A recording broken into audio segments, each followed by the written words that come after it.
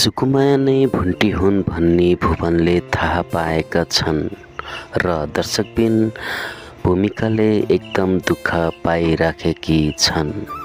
दर्शकबिन आउनुहोस् कुरा गरौँ भुन्टी सिरियल 330 भागको के भइरहेको छ र के हुँदैछ।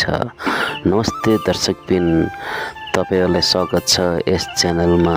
दर्शकबिन जुन कुरा थाहा नभओस् भनेर सुकुमायाले चाहन्थिन् त्यही कुरा थाहा भएको छ र किनकि सुकुमाया पहिलेदेखि नै उनीहरूले थाहा पाउँछन् कि म भुन्टी होइन भन्ने, त्यही भएर ऊ बाहिर एकान्त ठाउँमा गएर बोलिराखेकी हुन्थिन्। तर यसपालि चाहिँ ऊ बाहिर गएर फोनमा बोलिराखेको ऊ भुवनले देखेका हुन्छन्। दर्शक भुवनले देखेका छन् र भुवनले सुनेका छन् यी भुन्टी हैनन्, यी सुकुमाया हुन् भन्ने उनले चिनेका छन्। दर्शकबिन अब के गर्लान् त तिनले? अब भुन्टी यिनी भुन्टी रहेनछन्, यी सुकुमाया रहेछन् भनेर यिनको पर्दाफास्ट गर्ने हुन् कि के गर्लान् त दर्शकबिन? अब कि उनलाई साथ दिन्छन्? किनकि हामीलाई यस्तो लाग्छ कि उनले साथ दिन्छन्, किनभने उनले भुन्टीलाई पहिल्यैदेखि उनले राम्रो सोच्ने गर्दै थिए, त्यही भएर पनि उनले सुकुमायालाई साथ दिन्छन् कि भन्ने हामीलाई लाग्छ दर्शकबिन। अब हामी कुरा गरौँ भूमिकाको के होला त जिन्दगी।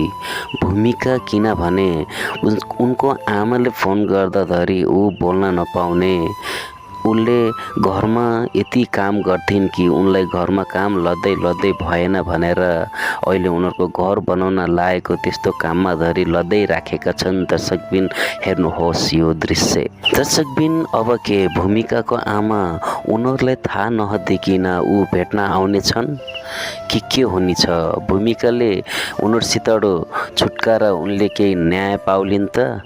उनले दुःख पाइराखेकी छन्, उनले सुख पाउलिन् त? अब के होला त दर्शकबिन अर्को भागमा? र हामी अब जाउँ अर्कोतर्फ।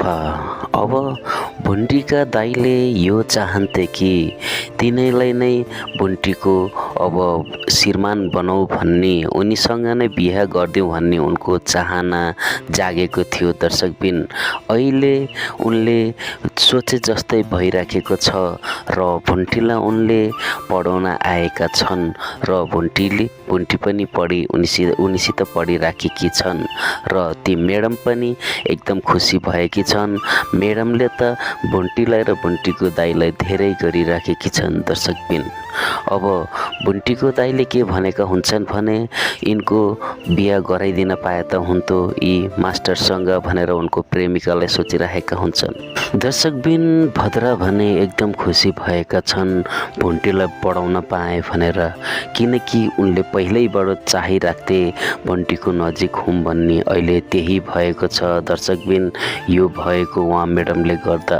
अब यस्तै नै दुईजनाको मन मिलेर उनीहरू बिहे गर्न लागे भने के भुन्टीले यस्तो गर्लिन् कि भने भुन्टी भूपेन्द्रमाथि मन जागेर गएर मुद्दा फिर्ता लिएर भूपेन्द्रलाई जेलबाट निकाल्ने त हैनन् दर्शकबिन? यस्तो हुन सक्ला त? के होला त दर्शकबिन? आउने भागमा अब हामी हेर्नेछौँ।